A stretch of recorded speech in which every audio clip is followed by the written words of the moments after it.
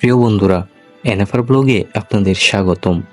আজকের ভিডিওতে আপনাদের দেখাতে যাচ্ছি রহস্য, ইতিহাস এবং সামুদ্রিক আকর্ষণের জোয়ার বড় একটি জায়গা। ইতিমধ্যে আপনারা বুঝে গিয়েছেন, হ্যাঁ, কক্সবাজারের কথাই বলছি।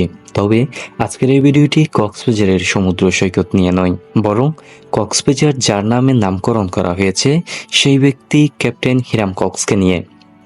ক্যাপ্টেন হিরাম কক্স, যার নামে কক্সবাজার জেলা নামের উৎপত্তি, সেই মানুষটাই একসময় আশ্রয় নিতেন এই বাংলোতে। তিনি একজন ব্রিটিশ কূটনীতিক ছিলেন। তাকে এই অঞ্চলে শরণার্থী সমস্যা নিরসনের জন্য তৎকালীন পালঙ্কির বর্তমান কক্সবাজারের মহাপরিচালক হিসেবে নিযুক্ত করা হয়। দাপ্তরিক কাজ এবং আশ্রয়ের জন্য তখন এই বাংলোটি নির্মাণ করা হয়েছিল। তিনি আরাকান শরণার্থী এবং স্থানীয় রাখাইনদের মধ্যে বিদ্যমান পুরনো সংঘাত নিরসন ও শরণার্থী পুনর্বাসনের চেষ্টা করেন, কিন্তু কাজ পুরোপুরি শেষ না হওয়ার পূর্বেই ম্যালেরিয়া আক্রান্ত হয়ে এই বাংলোতেই তিনি শেষ নিঃশ্বাস ত্যাগ করেন। কক্সবাজারের প্রাচীন নাম ছিল পালঙ্কি। হিরাম কক্স পালঙ্কি এলাকায় প্রতিষ্ঠা করেন একটি বাজার। প্রথমে বাজারটি কক্স সাহেবের বাজার নামে পরিচিত ছিল। পর্যায়ক্রমে কক্সবাজার নামের উৎপত্তি ঘটে। ক্যাপ্টেন হিরাম কক্সের নামের সম্মানার্থে পরবর্তীতে এ সমগ্র জেলার নামকরণ করা হয়েছে কক্সবাজার জেলা। দীর্ঘযুগ ধরে অযত্ন অবহেলায় পড়ে থাকার ফলে জরাজীর্ণ হয়ে পড়েছিল 222 বছরের পুরনো বাংলোটি। এরপর বিভিন্ন গণমাধ্যমে বাংলো বাড়ির ইতিহাস তুলে ধরেন সংবাদকর্মীরা। এর আগে বাড়িটির ইতিহাস জানত না অনেকেই। পরবর্তীতে কক্সবাজার জেলা ও বাইরের পর্যটকদের কাছে বাড়িটি আরও পরিচিত হয়ে ওঠে।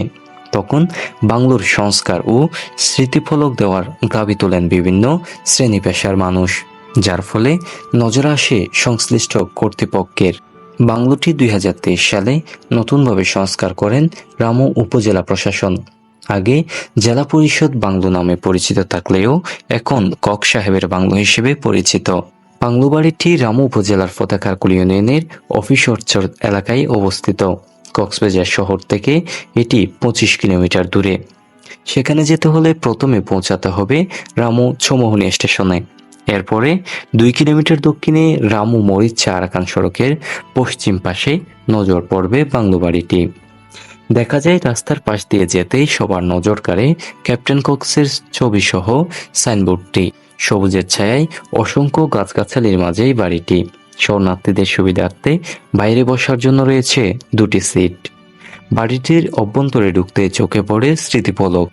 সেখানে ক্যাপ্টেন কক্স ও বাড়িটির ইতিহাস উপস্থাপন করা হয়েছে। দ্বিকক্ষ বিশিষ্ট বাংলোতে আছে ব্রিটিশ শাসনামলের একটি কাঠ, চেয়ার, টেবিল, রয়েছে রাত যাপনের সুযোগ। বন্ধুরা, আজকের ভিডিও এই পর্যন্তই। দেখা হচ্ছে পরবর্তী আরো কোনো এক ভিডিওতে। ততক্ষণ পর্যন্ত ভালো থাকুন, সুস্থ থাকুন, দেখতে থাকুন এনএফআর ব্লগ। ধন্যবাদ।